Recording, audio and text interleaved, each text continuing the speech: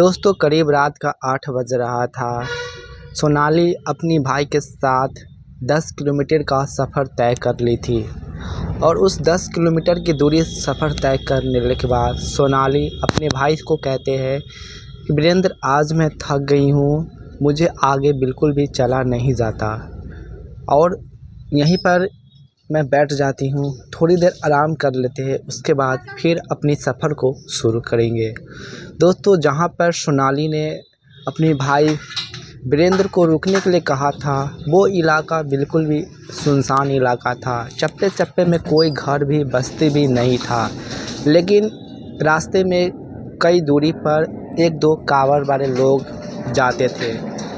लेकिन वहाँ पर सोनाली को बैठे देख और उनके जो भाई को बैठे देख वहाँ के अनजान लोगों सोच में पड़ गए। कुछ कांवड़ वाले ने कहा कि भाई, यहाँ जगह बहुत सुनसान है, यहाँ खतरा का घड़ी है, तुम्हें यहाँ नहीं रुकना चाहिए था, तुमने यहाँ रुककर बहुत बड़ी गलती की है, अभी के अभी तुम यहाँ से निकल जाओ, नहीं तो बहुत बड़ा खतरा होगा। लेकिन दोस्तों उस कांवड़ वाले की बातों पर मजाक बना दिया वीरेंद्र और सोनाली और वो वहाँ पर बैठा रहा। थोड़ी देर बाद दो लोग और आते हैं और आने के बाद सोनाली और उनके भाई वीरेंद्र को देखते हैं तो उनकी मन सोनाली के नज़र पर जाता है और जाने के बाद उनके अंदर से इच्छा जाग उठता है। दरअसल दोस्तों वो दोनों लोग कोई और नहीं थे, वो एक कांवड़िया थे और वो दोनों सुनील और राहुल थे। लगभग उसकी उम्र 20 साल के थे और 22 साल के थे। दोनों कांवड़िया के भेष में कांवड़ लिए हुए थे और वहीं पर सोनाली को जैसे उसकी नज़र पड़ती है तो वहीं पर वो रुक जाते हैं। रुक जाने के बाद दोस्तों सोनाली और वीरेंद्र को देखते हैं तो वो कहते हैं, क्या आप लोग कुछ खाना पसंद करेंगे, पीना पसंद करेंगे?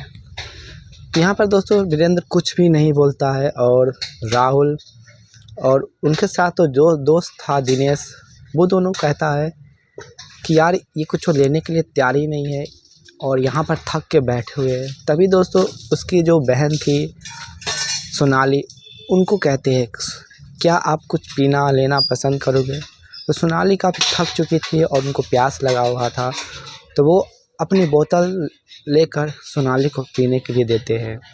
दरअसल दोस्तों जैसे सोनाली उस बोतल से अपनी जल पीता है, पीने के बाद उसे और भी ज़्यादा प्यास लग जाती है। उस बोतल में बहुत ही कम पानी मात्रा में था, जिसे 2-3 घूंट पीते हैं उसको और ही पीने का इच्छा होता है। तभी सोनाली अपने भाई को कहते हैं कि भाई, मुझे और भी पानी पीना है। तो वीरेंद्र उस दोनों लड़के से पूछते हैं, क्या आपको पता है कि यहाँ पर कहीं कल है, नल है? तो उन्हीं में से एक लड़का कहता है, हाँ कुछ दूरी पर मैंने एक नल देखा है, वहाँ पर लोग पानी पी रहे हैं, वहाँ जाओ, तुम बोतल में पानी भर कर ले आओ। तो वीरेंद्र उस बोतल को पानी भरने के लिए चला जाता है और यहाँ पर दोनों लड़कों को सोनाली पर यूँ ही नज़र पड़ता है और उस पर नज़र टिकाए हुए रहता है और दोनों आपस में गप्पे सप्पे लड़ाता है और कहता है कि यही एक मौका है चौका मारने का।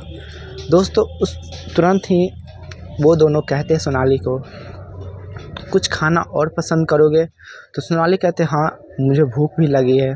तो वो दोनों अपने जेब से कुछ ऐसी चीज़ें देता है जिससे सोनाली खाते ही वहीं पर बेहोश हो जाती है। बेहोश हो जाने के बाद दोस्तों वो दोनों उसके बाद ऐसा हश्र करते उसकी बहन के साथ, जिसे सुनने के बाद दोस्तों आपको पैरों तले ज़मीन खिसक जाएंगे। दोस्तों वीडियो में आगे बढ़ने से पहले आप सब मेरे वीडियो को लाइक और चैनल को सब्सक्राइब ज़रूर करें। नमस्कार दोस्तों, मैं हूँ राज श्रीवास्तव, आप सबको स्वागत करते हैं कहानी के एक नई एपिसोड में, एक नई घटना में। दोस्तों यह घटना उत्तर प्रदेश की रामपुर की है। रामपुर की रहने वाली सोनाली, जो अभी अभी 10वीं की कक्षा पास की थी, और उसके पिता प्रेम प्रसाद जो खेतीबाड़ी का काम करते थे और वो खेत के पैसे से ही अपने परिवार को चलाता था। सोनाली की उम्र लगभग 19 वर्ष की थी और सोनाली के परिवार में उसका एक भाई सोनाली और उसकी माँ और उसकी एक पिताजी थे। लगभग एक छोटा सा परिवार था। दोस्तों उस परिवार में सभी लोगों का सपना था कांवड़ उठाने का, लेकिन हर साल वो सोचते रहते थे लेकिन उसका सपना पूरा नहीं होता था। वो हर बार की तरह अपने परिवार में चर्चा करते थे कि अगले साल हम लोग कांवड़ उठाएंगे, लेकिन उनके पैसे के कारण ये सपना पूरा नहीं हो पाता था। और इसी बीच दोस्तों सोनाली ने जिद ठान ली कि पापा मुझे अगले साल किसी भी तरह से मुझे कांवड़ उठाना है। सोनाली के जिद की बातों को लेकर उसके पिताजी न कहना बिल्कुल भी नहीं, क्योंकि उसके पिताजी सोनाली से बहुत प्यार करते थे, क्योंकि सोनाली एक इकलौती उसके घर की एक लक्ष्मी थी। ये सब गप्पे सप्पे होने के बाद वो लोग उसी साल खूब मेहनत करते हैं, खेतों में खूब सारे फसल उगाते हैं और खूब मेहनत से वीरेंद्र भी अपने पिताजी के साथ खूब लगन से खेती बाड़ी करते हैं। और उसी साल उसके खेत में अच्छा खासा पैदावार होता है और खेतियाँ होती है, जिससे उस अनाज को बेचकर वो लोग पास ढेर सारा पैसा हो जाता है। दोस्तों हो जाने के बाद उनके पास कुछ पैसे थे, जो घर की स्थिति जो बिगड़ी हुई थी, घर के जो छत फूस का झोपड़ था वो टूटा हुआ था। बारिश के समय में उसके घर की दिक्कत होती थी, तो वो अपने घर की मरम्मत करते हैं। मरम्मत करने के बाद दोस्तों उसके बाद सोनाली और वीरेंद्र उसके माता पिता जो थे प्लान बनाते हैं, और प्लान बनाते बनाते लगभग वो लोग अगले साल कांवड़ का इंतज़ार कर रहे थे, और कांवड़ का समय आ जाता है। और आ जाने के बाद उसी बीच दोस्तों उसके पिताजी की तबीयत काफ़ी बिगड़ जाती है, क्योंकि उनकी शरीर में बुढ़ापे के कारण कई सारी बीमारियां शुरू होने लगती है, क्योंकि वो इतना ज़्यादा खेतों में काम करते थे जिससे उनकी शरीर में इतनी थकान की वजह से वो रेस्ट भी नहीं करते थे, जिससे उनके पिताजी की तबीयत अक्सर ख़राब रहा करते थे।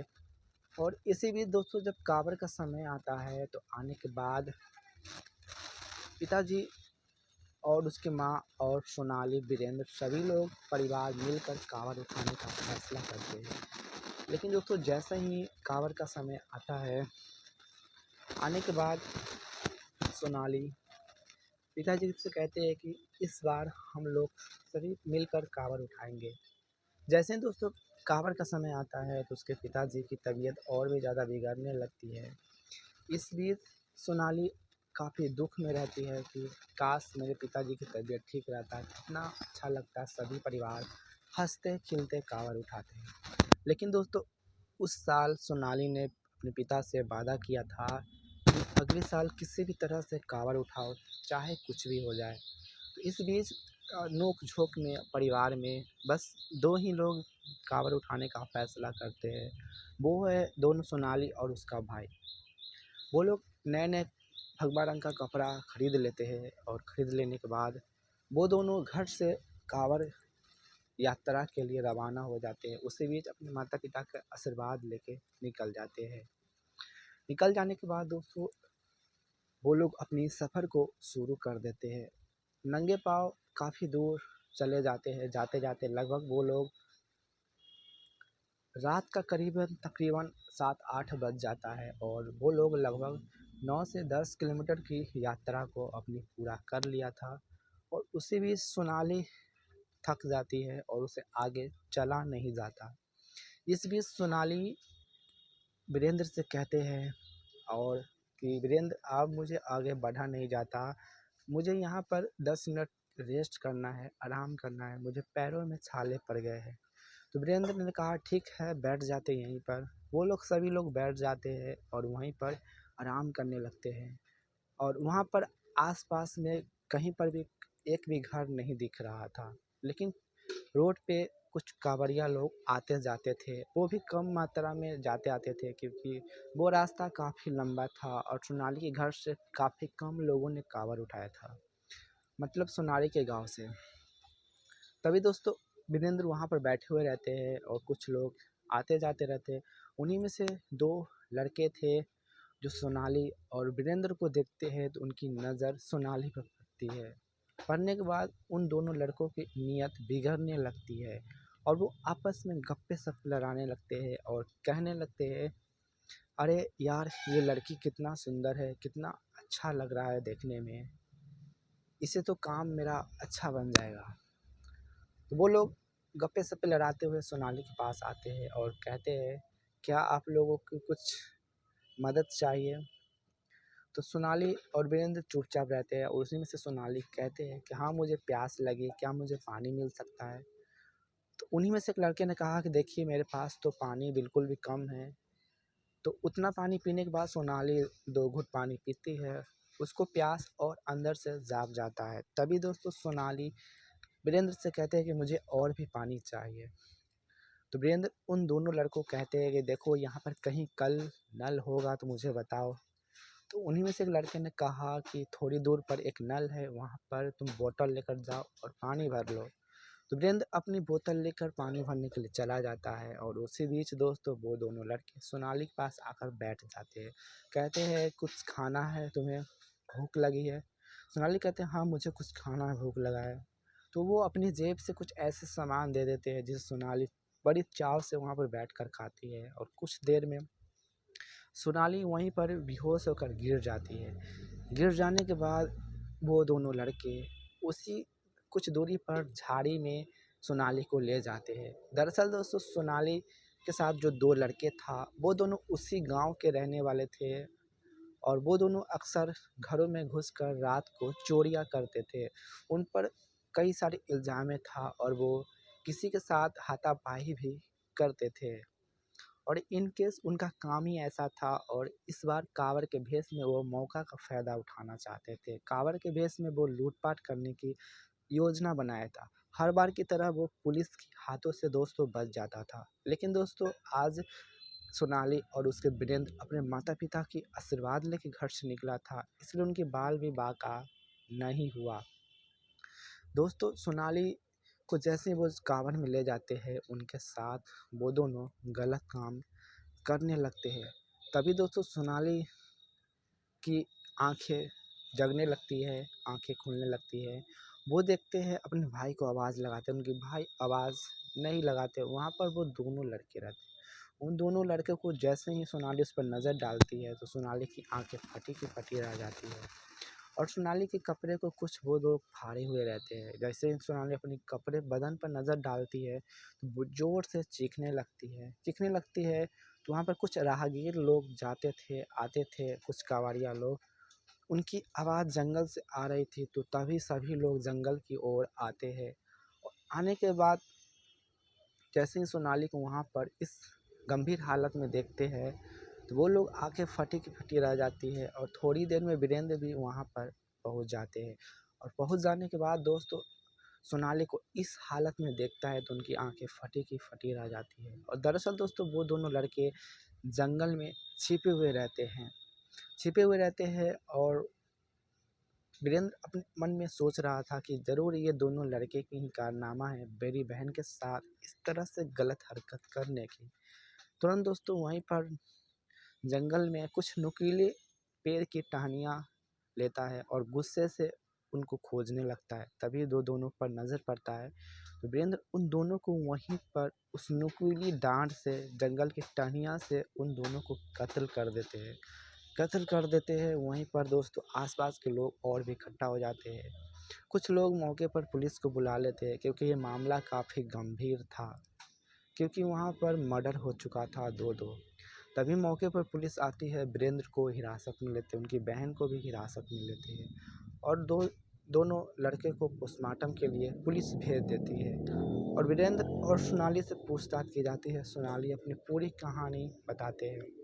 बताने के बाद उसके बाद सोनाली के माता-पिता आते हैं वहीं थाने पर और आने के बाद वीरेंद्र के ऊपर 4-4 नई शीट तैयार करती है और उन पर मुकदमा दर्ज करती है और वीरेंद्र को हमेशा के लिए सलाखों के पीछे भेज देते हैं। और लगभग 2 साल गुज़र जाने के बाद वीरेंद्र वापस आते हैं और आने के बाद अपनी बहन के साथ वो खुशी-खुशी घर में रहने लगता है।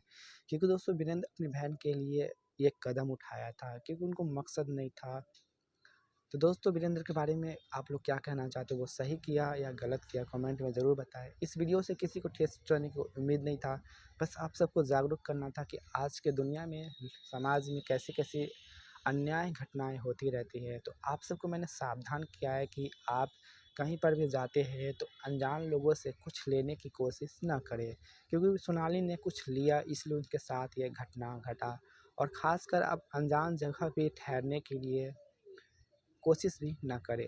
तो चलिए मिलते हैं आने वाले अगले वीडियोस में। आपको मेरा कहानी पसंद आया तो वीडियो को लाइक और हमारे चैनल को एक सब्सक्राइब ज़रूर करें। तब तक के लिए नए एपिसोड